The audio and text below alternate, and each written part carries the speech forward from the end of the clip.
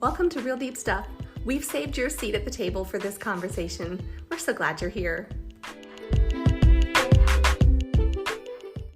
The information provided in this podcast is for educational and informational purposes only and is not intended to replace medical advice, diagnosis, or treatment. If you have any medical concerns or questions, please consult a qualified healthcare professional. Today's going to be a little different. I am not having a guest on. I guess you could say maybe I'm the guest. I don't know. That sounds weird. But I had to kind of think of it that way because, I don't know, I just really get locked up when I think about coming on and doing this by myself. I'm so much more comfortable when I'm asking questions and letting other people tell their stories. I like being the, backup support, if you will. I'm shaking things up a little bit. And I'm really glad that you are taking this journey with me. So by the title of today's episode, there's a reason you hit play. And I know for some people, they saw the title and said, nope, not today, or not this season, nope, can't go there. And I totally get that because life is a series of seasons and we cycle through them. And for those who have tuned in, like yourself, there's a reason why you clicked on it. And there's something about the topic of grief that resonates with everybody, no matter our backgrounds, our age, our socioeconomic status, cultural, nothing. Grief touches everybody. It touches humans. It touches creation. I mean, we learned out in Yellowstone how bison will have what they call bison funerals for each other. When one of the herd die, the other ones will line up and slow walk past their friend and each individually stop and pay their friend honor. It's just amazing to me. Grief is natural and normal. That's the first thing I want to say. It's natural and normal. Now, how we process it, we have the choice to have it be healthy or not.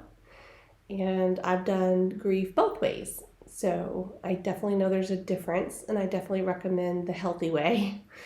The not healthy way is a downward spiral into nothing good and leads you to dark places you don't want to go. So today we are going to be dealing with the healthier way. And it's funny because I have been losing sleep over this for so long you don't even know. Months anticipating today. Pretty much since the first episode that I made ever of this podcast, I've been anticipating today. And I kept talking myself out of it. I kept thinking, nobody wants to hear you. Who are you? You're a tiny little minnow in a very big pond. I don't have the credentials behind my name to be called a professional anything. What I do have, though, is 52 years of experience. So I've got a lot of on-the-job training, if you will. But I was still talking myself out of this episode because I knew that once I did this one, there's hopefully a lot more to come. Not dealing with grief necessarily, just other things that are on my heart to share that I feel the Lord wants to. But this is like that first leap, and it's really hard. It's really hard. Everyone's under a microscope these days, and there's all that kind of stress. But it's also really hard to be vulnerable for me. Very hard. But before I move too much more into that, I almost talked myself out of this. But I'm a real visual learner. I'm an object, metaphor, analogy kind of learner. So if something can be framed in a context that I can understand it better, then I'm all in. And it's interesting that the last few days leading up to today specifically, I've had this little pebble in my shoe. And that's so ridiculous because I should just stop stop and take my shoe off and shake the pedal out and I'll be fine. But it's one of those things, it's like, oh, well, if I just kind of move my foot around, it'll, fall to the side or whatever, and it won't bother me. And I'll make sure to do that tonight. When I go to bed and I take off my shoes, I will make sure to get that pedal out.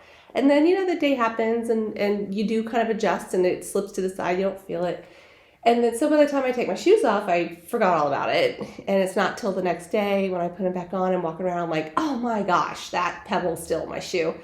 And I should just take it off, right? Come on. I mean, how long is it going to take to do that? It should take 2 seconds to just take my dumb shoe off, shake out the pedal, and put it back on.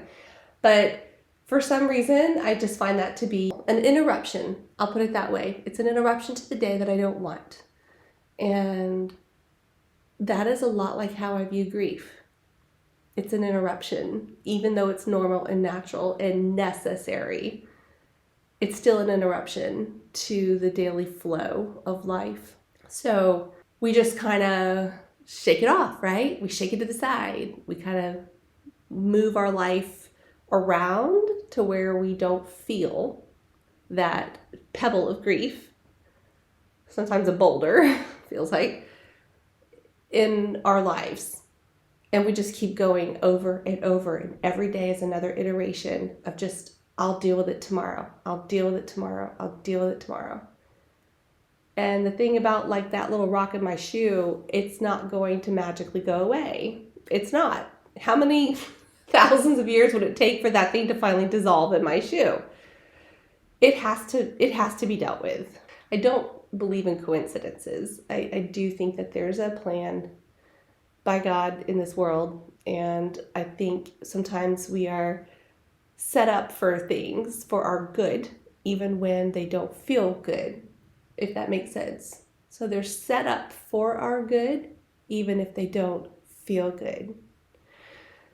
And that is the way grief works, I believe, because it's necessary and natural and normal, but we don't want to deal with it. We don't want to go through with it. So I'm going to talk today, and I'm going to be honest because that's kind of all I know how to be. I was made with just like a conscience the size of Texas, so I can't lie. I don't even try. Honesty and authenticity and transparency are things that I highly admire in other people, and I don't want to be a hypocrite. So I'm going to be those things, but I'm just telling you, I'm not comfortable with this at all. So I don't typically show sad or I don't share a lot of like negative emotion in front of people, particularly being sad, particularly crying. It's not that I'm some tough girl, and I don't feel I'm a victim. I've never wanted pity. I've never thought of myself as being a victim, but I do know that our past, it helps forge a path of who we are now. We can't deny it, right? It's part of us. It's part of our story. And I did not have any type of a healthy environment to be able to be openly sad growing up.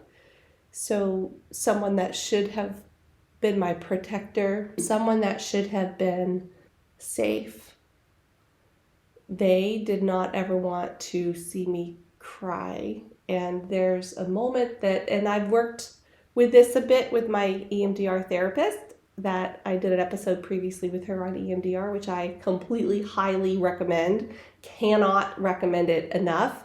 And go back through the episode list and find the one on EMDR with Faith Northington if you're curious about what this is. It's amazing. And very healing and very quickly for those of us who like to get things done.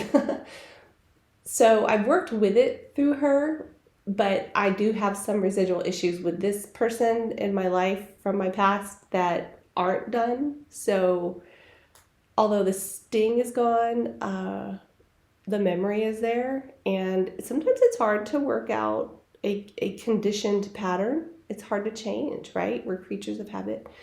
I do remember a time when I was very upset about something. I was a kid and I was crying and, just like very, very upset. I don't know what I was upset about, but I was really upset. and was crying. And this person came to me and had a belt in their hand and held it like right on the leather part, right under the buckle, and got in my face, nose to nose, and said, "If you don't stop crying, I'm going to beat you with this." And that taught me, unfortunately, a lot of negative things. Well, first, to be scared to death of that person, and that crying is bad, and nobody cares, nobody wants to see it. You can fill in all those blanks. So I shut down in front of other people from that day on. And when, as I've shared previously, my mom died when I was 16 of cancer. When she was in the last stages of her cancer, she would be like, "How are you doing?" I'm like, "I'm fine."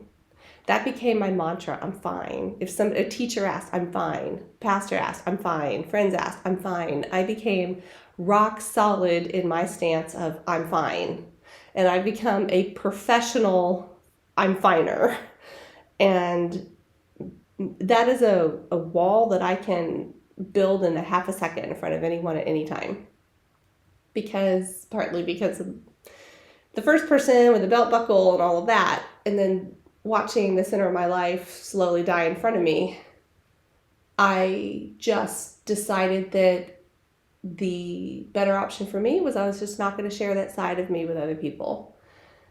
So I can turn it off, and I'm not proud of that. I don't like it. I don't recommend it. And I'm working on it. I really am working on it hard. What I want to share today, I might get a little emotional. And that's just incredibly uncommon for me. But I need you to promise me that you'll keep it between us. Because I think that a sense of depth of rawness is necessary when we resonate with each other with our pain. So, why do I think grief is necessary and natural and normal? Is, in my opinion, I think it's there to help us survive. We were built to survive. I mean, think about everything that's happened in human civilization since Adam and Eve. Like, truly shouldn't be here anymore, but we are. And I think that's because, God has built in us a perseverance to survive until He says the world is done. We have these tools that He has put in us, and one of them is grieving, because it helps us move forward, not on. And I fully agree with that. Today is a special day. And when I told you in the beginning that this is a day that I was anticipating for months since the first podcast, it's actually been a year today that I have been not looking forward to this day. It is the 1-year anniversary of losing our little precious, our little dog. And if you've ever had a pet, you know what I mean. And I'm asking you right now, please don't hit stop. I understand how sensitive this topic is, and I'm not going to drag you down into a pit that we can't climb back out of. But she played such a pivotal role in my life. I want to honor her today, for one, and kind of just be grateful for everything that she was. I have to set the table a little bit to help you understand what today feels like and why this episode is called When Grief and Goals Collide. Okay. So we got her obviously a long time ago. She was a puppy. We got her from a breeder because although I absolutely love rescue animals and we've had several in our life, there are some asthma and allergy issues in our family that dictate what kind of animals we can have at this point. And trust me, we learned that the hard way, and it's heartbreaking. So if you're thinking about getting a pet, please research that very well. And so anyway, Precious was a Havanese, and when I say she was the perfect dog, she was the perfect dog. Havanese by nature, they were bred to be companions to people, so they have sensitive feelings, so they learn things quickly, and they don't like to be in trouble, and they just want to please you. And she was just the best. And I asked the breeder for a female, and I asked her for the runt of the litter, if that was possible, if there'd be a female runt, because at the time our kids were all very little, and I just didn't want to I didn't want a dog to compete for alpha female status with me. So I just was like, I just want the runt, because they have an extra dose of thankfulness and love, I think. So that's exactly who Precious was. She was the female runt, and wow, she was incredibly perfect for our family, and her disposition was something that she was 100% trustworthy with people, animals, situations. Like, she was just so chill. She was amazing. And my little best friend, a lot of times in a family, the dog will gravitate toward the mom because we're the nurturer. You know, we're the ones that wind up feeding them, bathing them, taking them to the vet, taking them for walks, all those things. And so she loved our entire family, but she definitely chose me as her person, and that was perfectly fine. And she was my very best friend who kept all my secrets. Like I've talked about the dog that I grew up with, Tootsie, she was also the same way. She was also my very best friend who kept all my secrets, and I had her for 13 years. So that being said, she gave us a lot of joy, and she went on vacations with us. She loved the beach. She loved to dig holes in the sand. This little prima donna. She just loved, she let her wild side show. She would just dig holes under an umbrella, and she went hiking in the mountains. She went on our RV expeditions with us for the last few years that we had the RV.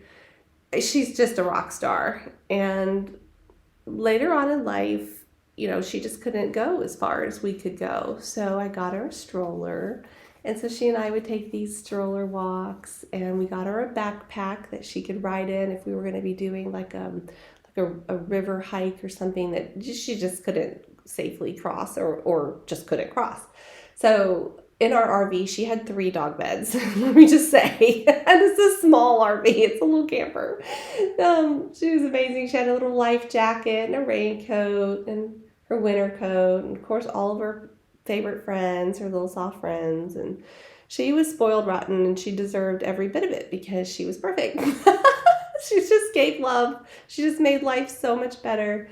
And it's funny, I always think of her as, if someone were to describe her in 2 words, it would be porch light.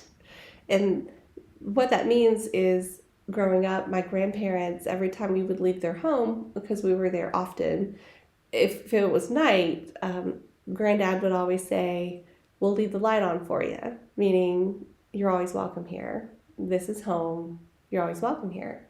And so, you know, when we weren't in the RV and we were home, and I'd go to the grocery store, you know, we go to the movies, whatever it is, we were doing life outside the home. We always knew that she'd be home waiting for us. And for that, she's my little porch light. Because I knew that if I had the best day or the worst day, she was always going to be there, so excited to see me. And dogs just have a way of making you feel like you're just $1 million. And I loved coming home. And I mean, like, I could go to the store or go out, you know, whatever, run carpool, whatever it was. I could be in and out of the house like 5-6 times a day. And every time, it was the best time for her. Every time was like, "Oh my gosh, you're home. I'm so glad you're home. I love you so much." Like, it never got old for her. And never got old for me either. So to be received like that. So, a month before she passed away, she simply just stopped eating. And we didn't know what that was about. And so I called the vet, and they're like, "You know, we'll try the chicken and rice thing." And so she still just wasn't eating. And so we only went a few days like that, and then brought her in because we tried everything we could do at home. And so they said, well, this had been probably like 2 weeks, because it's not like she just stopped completely eating. She just started leaving like kibbles in her bowl, which was extremely rare for her because she loved her food. So she just started, maybe in the beginning it was like one kibble, and I would joke with her and I'd say like, wow, Precious, you have so much willpower. I could never leave just one bite on my plate if it's one bite.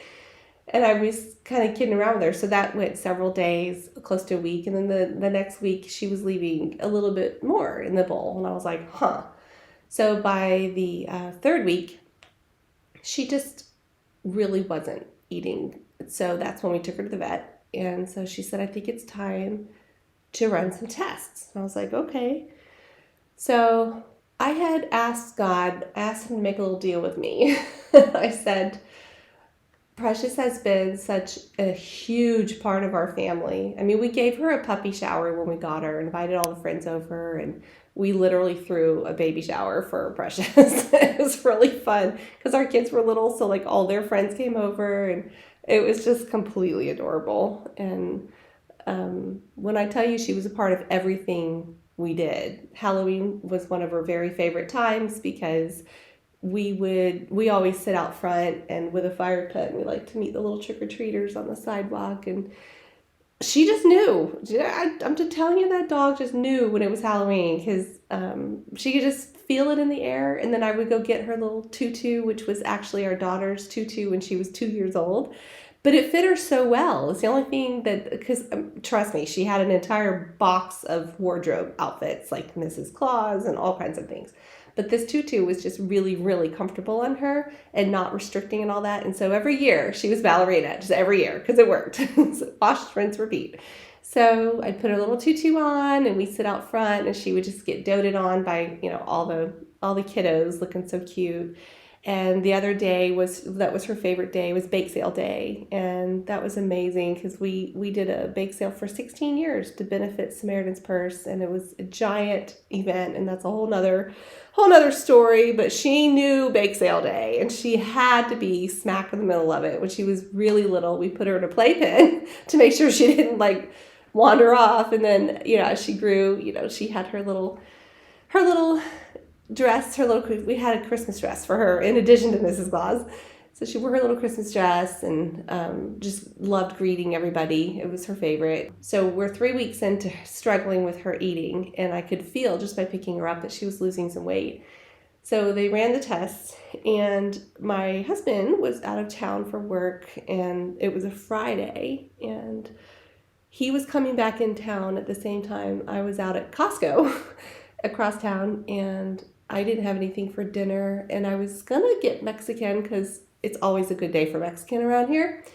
But at the last minute, I switched up and I was like, hey, do you care if it's Chinese? He's like, that's fine. So we were gonna be meeting back at the house at the same time. Him from the airport, me from Costco, and picking up Chinese takeout. So I got home, and literally like when he did, which was kind of wild.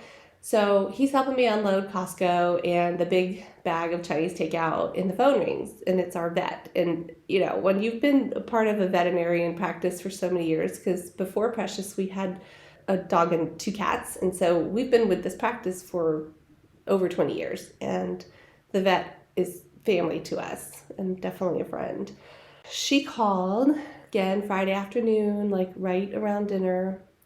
And as soon as I picked up the phone and heard her voice, I was like, uh-oh. And she said, so we did the tests, and basically Precious has 3 things going on, any of which would be major surgery and in-hospital recovery alone, each one alone. She had, her gallbladder was completely diseased. Nobody knew. She had masses on her spleen and masses on her adrenal gland. And she was turning 16 the next month. Yeah. It's like, dogs learn you. It's like, it's so weird. They like know you. They know you sometimes, I think, better than you know yourself. And Precious is sitting on her bed watching us on this phone call. And I'm just telling you, it's like she understood the framework of what was happening. And I said, so what you're saying is there's really nothing we could do at this point without being incredibly invasive, with no guarantees. She may not even make it through the surgeries. And the deal I made with God, that I asked him, I should say, is I just said, listen, as wonderful as she's been to us, my only request is that when it's her time, that it be short. Please, I don't want like a long suffering, long, slow demise thing for her. She is owed more than that, honestly, because of how wonderful she's been. And he never answered me like talking, but I do feel in the way things played out, he did answer me, because out of 15 years and 11 months, she had one bad month. And that's not bad considering the issues she had. So I'm bawling on the phone. I can't help it.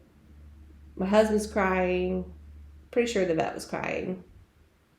And I just said, I need to know who to call. It really wasn't even much of a discussion because of how serious her issues were. But we hung up, and I was like, wow, that was horrible. Of course, we went over and we picked her up and we're hugging her and we're crying. And I'm telling you, it's like she knew that we now knew. She just always wanted us to be happy. And I'm now firmly convinced that she hid her daily pain, that she hid that from us because I think she didn't want to make us sad. Her entire persona changed after that phone call. I mean, nothing in her changed. Like, she's still sitting on her bed. But after that, it's like she felt she could drop her guard and she didn't have to pretend anymore or act anymore. And every day she showed a little more of what was happening. And I thought back to a year before, I'm sorry, not a year, just 2 months before that, we had been at the beach with her in the RV. And again, like I told you earlier, she loved to dig holes in the sand, but she did not like to get in the water. Not a water dog. Very obedient with baths and stuff like that, but like never by choice did she want to go in the water. And when we were at the beach that time, that 2 months before this phone call, she was just running full out. I mean, like crazy running in the waves, letting the waves splash up on her. We never have seen her act like this. And we were just cracking up. We're like, look at her go. We had her stroller with us so she could easily ride in that. And she just ran, and those little tiny stubby legs she had just ran and ran and ran. And I videotaped her. I started turning on my phone video because I thought, this is remarkable. She's never done anything like this before. And I just believe now that she knew it was her last time at the beach. I just think that she knew that. And she was going to enjoy every single second of it. And she did. Like, it was just crazy to watch her just getting wet and sandy and things that we just never saw her do before. So fast forward those 2 months of that phone call, and here we are with a bag of Chinese food that neither one of us feels like eating now. But we were legitimately hungry because of the day, and been a long day. And I looked in the bag, and there were 3 fortune cookies in it. And I know that, a lot of times they just take like a handful and throw them in.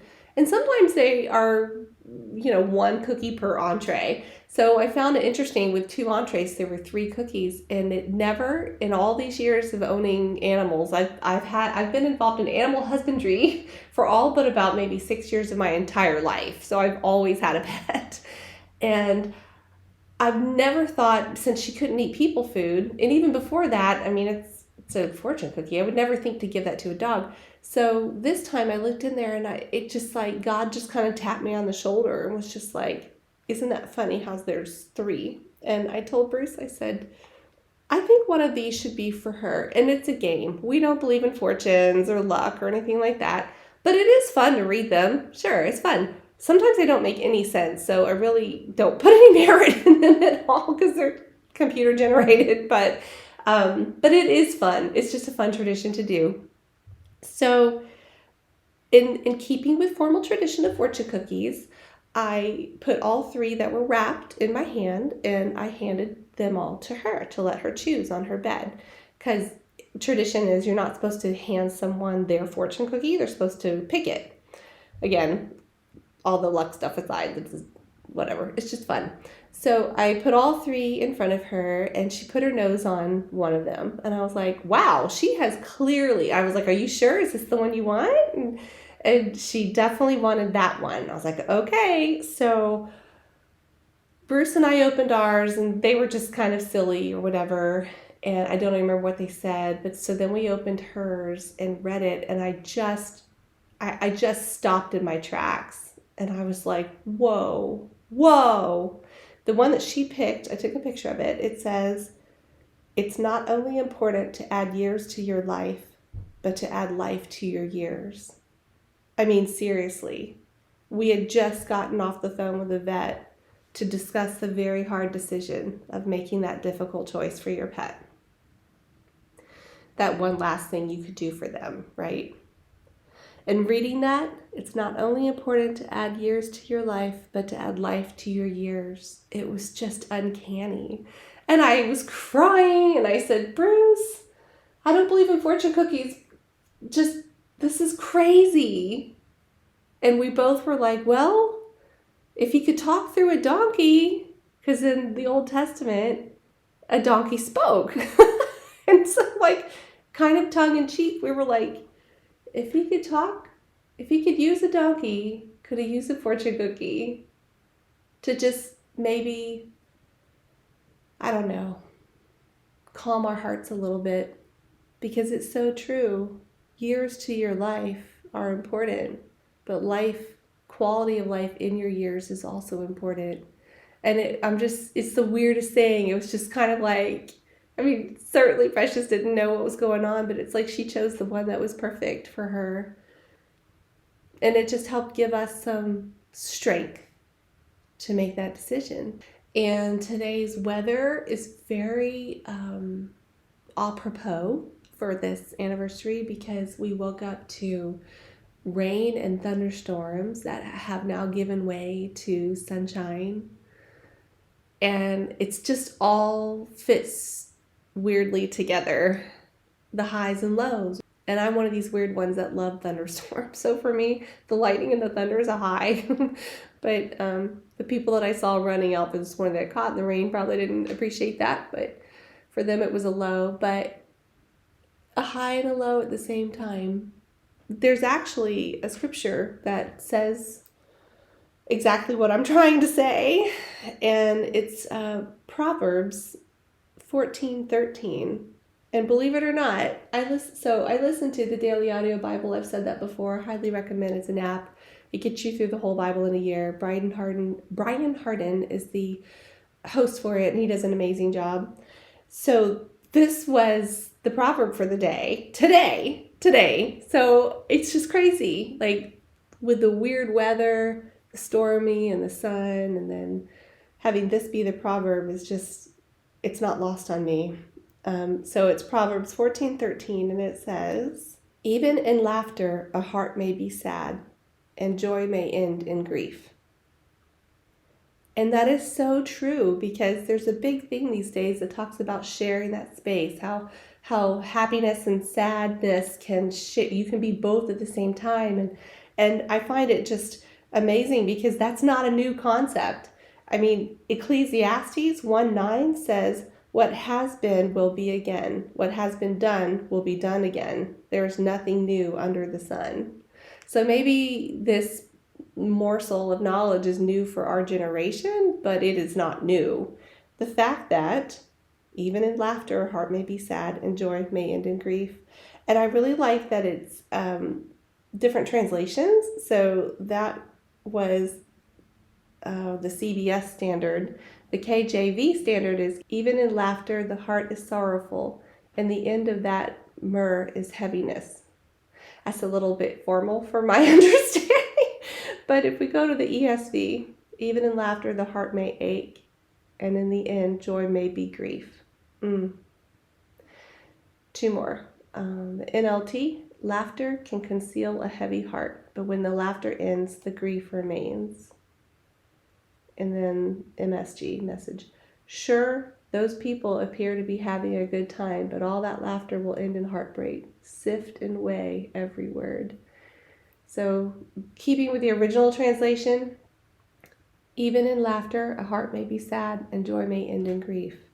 It's just so true. It's so true that we can feel both at the same time. And this morning when Bruce and I were getting breakfast together and all that stuff, he was just zipping around. He's like, hey, you want some eggs? I'll make some eggs. And he's just great. And I was just doing my thing in the kitchen too. And I said, you know what today is? And he said, what? And I said, it's the 1 year anniversary for Precious's homegoing. And he just stopped. He turned around and he looked at me and he said, oh man.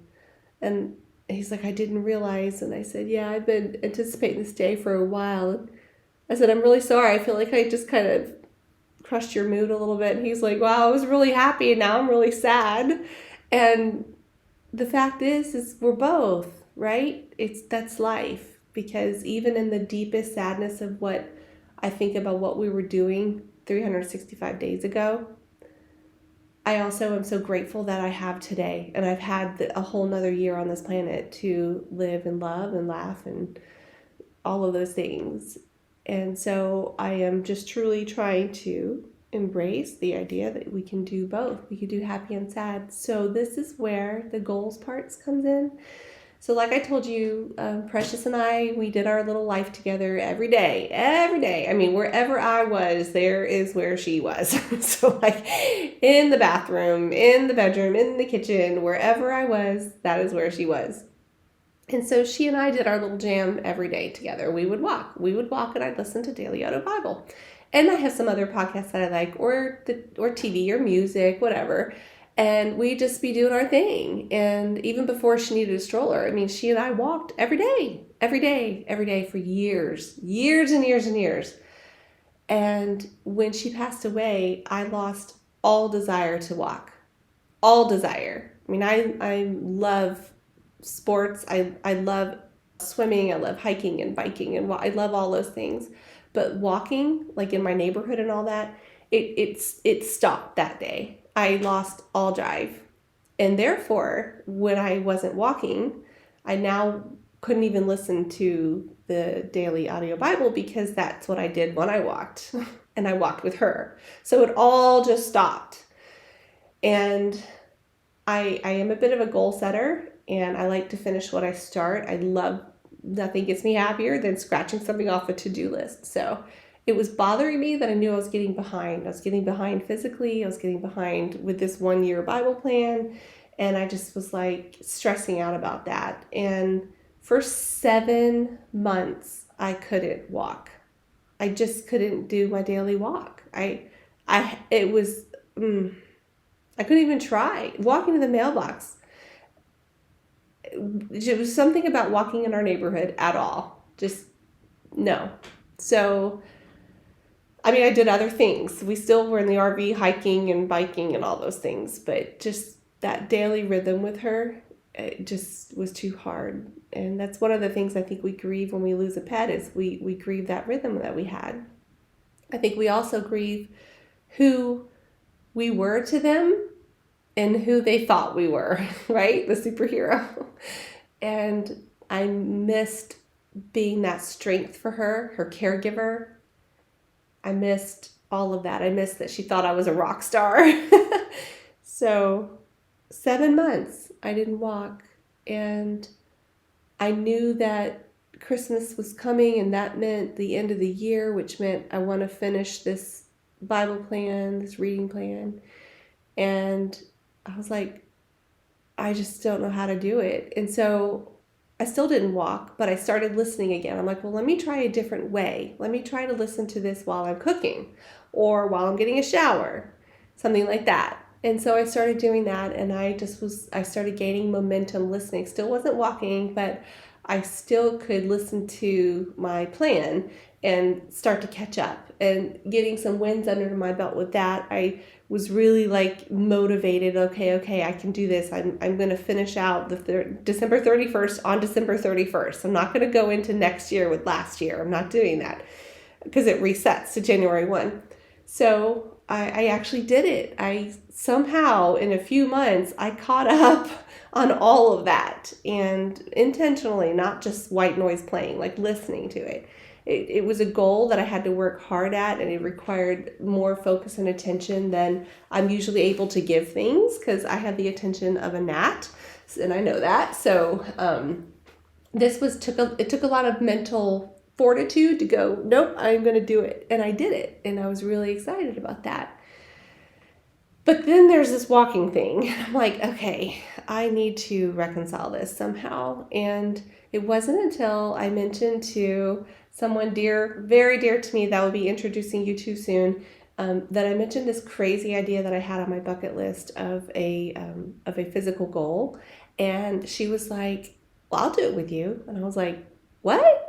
Really? Because Bruce would love to do it with me, but he works. So like this would require some time off. And my business is online. His business is online, but mine is way, way more flexible. So I can swing it, but he can't. So she was like, yeah, I'll do it. And it was weird. It's like with Precious, my goal for walking was just daily exercise, right? I mean, it's not like cardio or anything, but it's good for you. It's good for your digestive system. It's the endorphins, it's the sunlight, it's the fresh air, it's all that stuff that I highly believe in. And it's just good to keep your body stretching like that, right? However, I needed something else to help me get started again. And I needed a new goal, because my original goal has always been to close those rings on my watch. And I needed something that was going to just help push me past this block that I had made in life, in my mind and my heart. And so having a new goal really did that for me. And so soon we will be doing this physical thing, and I cannot wait to share more about it. But this was the motivator for me to put those shoes on again and get out in my neighborhood and start walking again. And now when I see neighbors and they're walking their dogs, I'm like that crazy woman that wants to, approach everyone with a dog and pet their dog, because we'll have another one, but it won't be for years, as we're planning right now, because as long as we have the RV, it's just limiting for the dog. And I don't think it's very fair. Like they can't go on national park trails, and we visit, family and friends out of town, and we want to be able to give our next dog the spoiled life that we gave this dog. And so that will come, it will come. And we go overseas and all kinds of things. So like we want to be a little more settled. So in the meantime, I'm going to pet every other dog that I see who will let me. And just met a new friend, a little foster dog yesterday. Just made my entire day while I was raking the yard. And anyway, so I've got this goal, and the reason I wanted to write about this, talk about this today, was the fact that goals can help us with our grief. It's interesting. When I was taking some master's classes in rehabilitation counseling, that's where many years ago, I learned about the 5 stages of grief, right? So they're denial, anger, bargaining, depression, and acceptance. And they all make pretty much sense about what they are. Denial, we can't even get our head around what happened. It didn't happen. It can't be. No. And then anger is realizing it happened, but I am really not okay that happened. I'm not okay with this. I'm very mad that this happened. And then the bargaining, of course, is like, well, okay, like if I do this, can I rewind time? Can I change the outcome? Can the person, still live, or can I get this back? This whatever I've lost. And we're bargaining. And then depression is when we realize we can't. And the weight of all of this, all of everything you've been grieving up till now, just kind of falls on us like a brick wall. And then acceptance is realizing, okay, this is my new normal. And how am I going to continue to live and thrive and strive through all of this in a good and positive way, and make the time that I have left here count? So to say all of that, that's been the 5 stages of grief, and that's very normal and good, and we should work through these. I do like in J.W. Worden's book, he talks about the tasks of mourning, which I just think are so interesting. And I'll put the book in the show notes. It's a grief book. So task 1 is to accept the reality of the loss. Task 2 is to process the pain of grief. Task 3 is to adjust to a world without the deceased, or in my words, like whatever it is you've lost.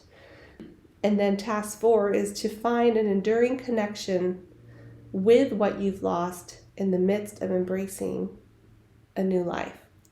And so I'm talking today on the first anniversary of not having our little precious with us, but grief comes through losing so many different things. Obviously people. And I think it can come, my opinion, can come through the intangibles of losing that job opportunity that was supposed to change everything, right? Or maybe losing custody of a child in a divorce case. We can certainly grieve what we wanted that is not going to be. Maybe it's a lost pregnancy or a broken engagement or a deal that you really needed in business to work and it didn't go through. Things that we anticipate and count on and then all of a sudden they're gone. We can also grieve when people change who they are and therefore who they are to us. For instance, someone could have a major medical crisis and have a stroke or undergo surgery and they're different afterwards, not by any fault of their own. You could have someone coming home from a military service and based on their experience and everything that they went through, they come home different than who they were and therefore different in our relationship with them. Even someone having a midlife crisis, completely doing things that are very different than what you're ever used to. Well, it changes them and it changes who you are together, for sure. Another example are aging parents, who we were to them, who they were to us, what we were together with Alzheimer's and dementia that may set in. It changes them and therefore it changes the entire dynamic of the relationship. Roles could be reversed between parent and child, all those things. There's so many examples. People could make dramatic lifestyle changes by choice. Pick any of today's social topics, and therefore, although we do not love them any less, that's for sure, our dynamics with them change. And so that might bring good things and it might bring some challenges and changes and adjustments that we need to make. And part of those challenges, changes, and adjustments might be letting go of what was to be able to embrace now what is, both about the person, if that's you or someone else, and then who you are to that relationship, even if it's to yourself. And within the framework of all things healthy, we absolutely still can love the other person, even if we don't agree or understand or are comfortable with what's happening in their life and how that may roll over into ours. We can still love and give grace, for sure, because I think we all need it. However, to be able to take that first step forward, there may definitely be a grieving process to help work out all of these ways in which our heart is wrestling. There's so many ways to lose people and things, and tangible and intangible. I pretty much think everybody's grieving something all the time. I really do. I think if we were to censor people on the street, take a poll, I think there'd be something going on. And grieving is hard. Like I said before, it can feel like an interruption. It can feel unpleasant. It can take a long time. It can make us remember things or think about things that we don't want to, all in the healthy frame of grieving. And things can go sideways when we just don't let the process happen. When we don't work through those stages of grief or work on those tasks of mourning, we can get stuck in a pit or in a loop in our head, and we start to not be able to find our way out because we're not okay with this. Back to the whole goals thing, like we all have patterns and things that we do in our lives that matter to us. We have our favorite places with people. We have certain things that we do certain times of the week, and it's a rhythm. And some of them, we do it by ourselves or we do them with other people. But the point is, when that rhythm is broken, it really messes us up. We can feel pretty upside down. And even if we keep the rhythm, it can feel different, like driving by a certain place where maybe, a loved one worked, or a favorite park that we went to. It could be losing a friendship, right? It could be losing a relationship, even if the person doesn't die. It could be losing a house, a car. I know I've lost 2 cars in 2 car accidents that were, the cars were total. It can mean losing anything that has value to you. And I want to tell you today that when you press play, there's something in you, that's looking for some peace. And I just want to start by telling you that your grief is valid, that your loss is valid. It could be even losing a dream, just, giving up, like this is never going to happen. I'm not going to ever think about this dream again because it's just not ever going to happen. It could be losing a limb to amputation, right? Veterans see this, diabetic patients see this. Like, this is reality. We lose things in this world. We do not leave this world with what we came with other than ourselves. And for some of us, we don't leave with our full selves.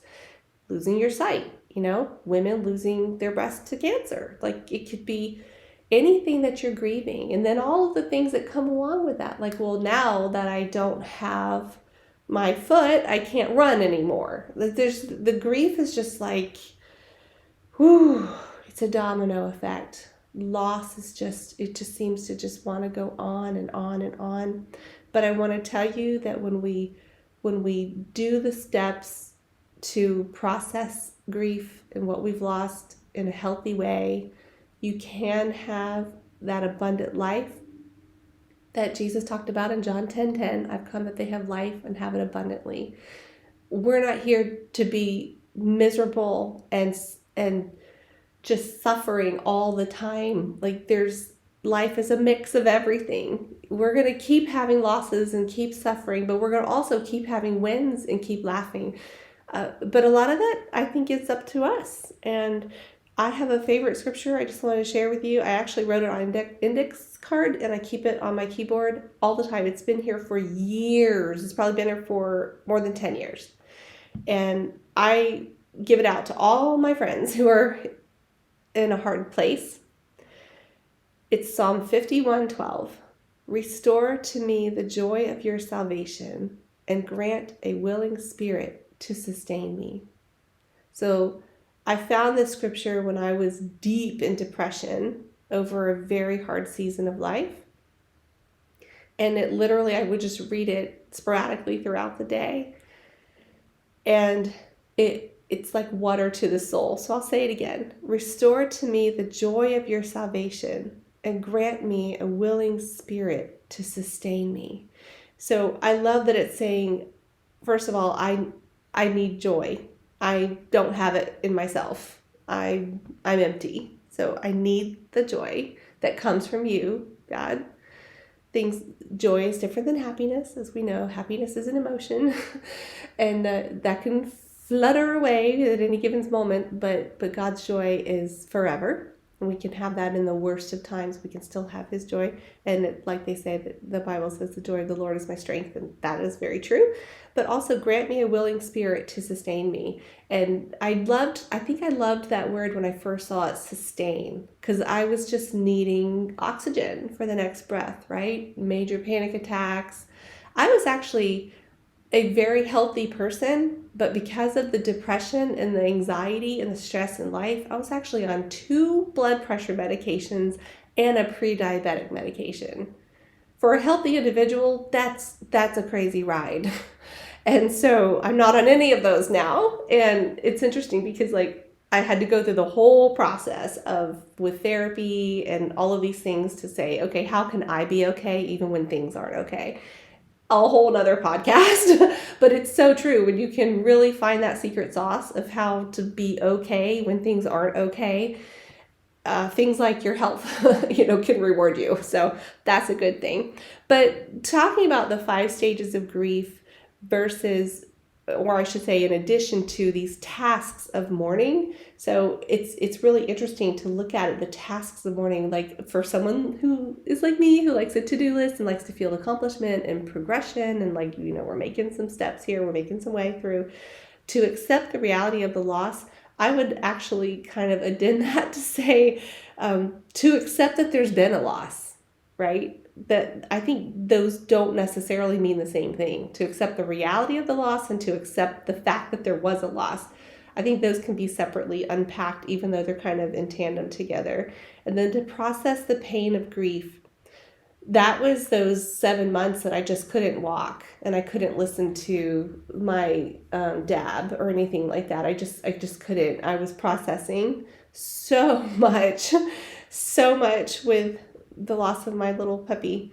But then step 3, to adjust to a world without them or without whatever it is you've lost. It doesn't have to necessarily be somebody or something dying. It can be, like I said, all those other things. Adjusting to a world without them, without that thing. That was me going, okay, I'll start listening into my app. Still not ready to walk, but I'll start taking those emotional steps and mental steps, even if I'm not ready to take the physical steps. So then task 4 was to find an enduring connection with what you've lost in the midst of embracing a new life. And so here I sit saying, all those, I don't even know how many miles, because we usually did like 3 miles a day over the course of 16 years, off and on. If I've had surgery, I needed to recover. I had like 9 surgeries. So minus the times where I couldn't. That's a lot of miles. I couldn't even count them. I don't even know how to calculate that. So I look at it as like all that time together that we spent walking together has set me up in a good place to do this little physical challenge I've got coming up that I'm really, really excited about. And I can't wait to do a podcast on it, and really excited about it, but I'm just going to leave that there for now. So walking has helped me get to this point where I feel like, yeah, I can do this challenge that I've got, I can do this. And it's helped get me in my headspace of like what it feels like just to kind of walk and do this thing. So I want to just encourage people who are grieving to maybe consider looking up online those 5 stages of grief, looking up Worden, Worden, J.W. Worden, in his book that I'll put in the show notes, The Tasks of Mourning. If you're like me, who the stages of grief, okay, I got it, but how do I implement that in my life? What does that look like lived out on a daily basis? That's why I think the tasks is a really good addition to the stages of grief, because it lets us acknowledge what's in our heart and head, but then it gives us something to do with it, to like, okay, let's do something with it. And by all means, please reach out to a counselor, therapist, psychologist, psychiatrist, whoever it is that you need, a professional that can help you through this. Please don't feel like you have to do all this alone. So much of the time we shouldn't, because in my world, I think everyone should have a therapist, because this life is hard. This life is really, really hard. And it's just, the world is getting harder to live in by the day. And I firmly believe with all my heart that we were built for community, because if you look even in the natural realm, if you look at any Nat Geo show in Africa, it's the zebra or the gazelle or the wildebeest that strays away from the herd or the flock or whatever. They're the ones that get it. They're the ones the lions go for. So don't stray away from the flock or the herd. Don't do that. Like, this is the time for you to get yourself in the center of a community, not on the outskirts, saying, I'm the only one that feels this way. Nobody understands. I will say this, we all walk our own road, and we all have unique and individual stories to tell. That is absolutely true. But I do know that there are patterns to people. That's why we were able to come up with the 5 stages of grief, right? Those tasks of mourning that are universal for everybody. Because although our stories, I often think of life as like a Mad Lib. Like, our stories have different nouns and adjectives and verbs that we fill in. But there's an absolute pattern to our behavior because it's what makes civilization go on. So I'm not diluting my pain or your pain. I'm saying that pain is real and you're not meant to deal with it alone. And I may not be able to say, I understand exactly what you're going through. And you could say to me, I don't understand exactly what you're going through, but I do understand feelings like lonely and loss and sad and depression and anger and anxiety.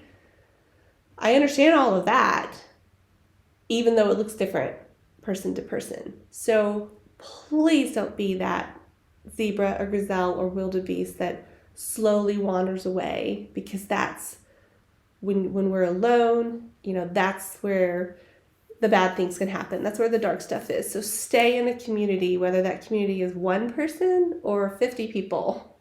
And if you don't have one, find one. Find a healthy, positive community to be a part of, and find a counselor if you need one to help. Loss is hard, and if we get stuck in one, sometimes people never come out of it. I literally know people that never worked through the 5 stages. They're like stuck in one because it's not like 1, 2, 3, 4, 5. It could be like 1, 4, 2, 3, and then we can loop back and do number 1 again, number 1 again, and then so it's not sequential. We're not that simple. Humans are complicated and layered. But give yourself some grace. Give yourself the space to heal in a healthy way. But as we work through the stages of grief and the tasks of mourning, we start to see that, okay, maybe there is a life that I can continue with in a normal, thriving way that doesn't mean what I've lost doesn't matter to me anymore or never existed. Not at all. It means we're finding a new way to move forward, to embrace all that is ahead of us in life, and an acceptance that maybe our goals need to change. So maybe before, when we were drawing up plans for a dream home or creating a vision board for what we wanted our future to be like, that kind of thing, it's going to take new goals to fit with the new normal. And I think maybe, grieving our old goals is part of the grieving process of what we lost. But creating new goals, that is a really awesome tool to help get our momentum back, so we're not stuck. Because seriously, I know people who have been stuck lamenting over what they've lost for decades. And all that time, I think about all the life that has been lost, all the opportunity and moments and memories that weren't made. It's really not the way it was intended to be. So when we can embrace the idea that goals can work for us, even if they have to change. Oh, we hate that word change. I hate that word change. I don't take change well at all. And I can absolutely throw an internal hissy fit like a little toddler sometimes at change. So today, the storms were there, then the sun came out, and guess what? Clouds are coming back. still got this pebble in my shoe that I'm going to take care of. And this is life. This is what we call life. And today I will be celebrating that we got to have Precious for 16 years, and I will be sad in remembering that we don't have her anymore. But at the end of the day, I'm going to choose to be grateful and happy that we got to have her at all. And that is not a consolation prize. That's not like, well, I'll just do that then, fine. No, it's like, I'm so grateful. I'm so grateful we got to have this little furry joy that added so much love and life to our home and taught me a lot about life when she never spoke a word. And I'm choosing to be grateful, choosing to be thankful, choosing to be happy, and also to let myself be sad. And it's okay, because like Proverbs says, even in the laughter, a heart may be sad and joy may end in grief. Those are my thoughts today. I appreciate you letting me work through the moments where I had to catch my breath a little bit. It's just really not easy to do in front of anybody. But together, I think that life can be beautiful when we let life be what it's supposed to be. So to end today's episode, I'd like to end it with a poem. Well, I'd like to end it with, it's a poem, but it doesn't rhyme or anything, and that's okay. Not all poems have to rhyme. It's by Caleb L.P. Gunner, called Things You Can Control. And I guess I wanted to end it this way because when loss and grief happen, we can feel very out of control, and that can fan the fires of anxiety and depression and all of those things. So I just want to remind you, as in Caleb Gunner's thoughts, of things that we can control. So even when there's so much happening out of our control, not all of it is out of our hands. So let this be an encouragement to you, and I hope that it will help inspire you as you're grieving what you've lost to set new goals, because goals can change, and that's okay. That's okay. Okay, here we go. Things you can control: your beliefs, your attitude, your thoughts, your perspective, how honest you are, who your friends are, what books you read, how often you exercise, the type of food you eat, how many risks you take, how you interpret the situation, how kind you are to others, how kind you are to yourself, how often you say, I love you, how often you say, thank you, how often you express your feelings, whether or not you ask for help, how often you practice gratitude, how many times you smile today, the amount of effort you put forth, how you spend or invest your money, how much time you spend worrying, how often you think about your past, whether or not you judge other people, whether or not you try again after a setback, how much you appreciate the things you have. I hope that this has been encouraging, and I would love to continue to talk more about grief and loss in the future. It's an ongoing discussion because as life continues to go on, we will continue to lose things and grieve them. It's just the way it is. But we can do it together. We can do it in a healthy, positive way. You can continue to live a full and abundant life if you let your mind, body, and spirit take the time it needs to grieve. And then you can set new goals for yourself, a new normal. So walking by that place that used to be yours with your loved one, that special restaurant or coffee shop, or a trip that you're not going to be able to take now that was supposed to be life-changing, or that job that you were supposed to get that was supposed to change everything, or that friend that wasn't a good friend in the end. Whatever it is you're letting go of, I really encourage you, grieve, heal, and keep your hands open for what life has next for you, because God cares, and when we can leave our hands open, it's okay to still miss what was in them, but I hope that you will be open to what is next to fill them. And it doesn't replace, it just gets to add to our life, right? So we're not replacing as in those people and things didn't matter. We're adding to. And that is how we get to continue to have a grateful heart, because we are acknowledging that our lives are full with things to be grateful for. We'll see you next time. Thanks again for listening to Real Deep Stuff. Follow us and subscribe to save your seat at the table for the next conversation. Also, check out our Facebook page to continue the conversation on today's topic. We'll see you there.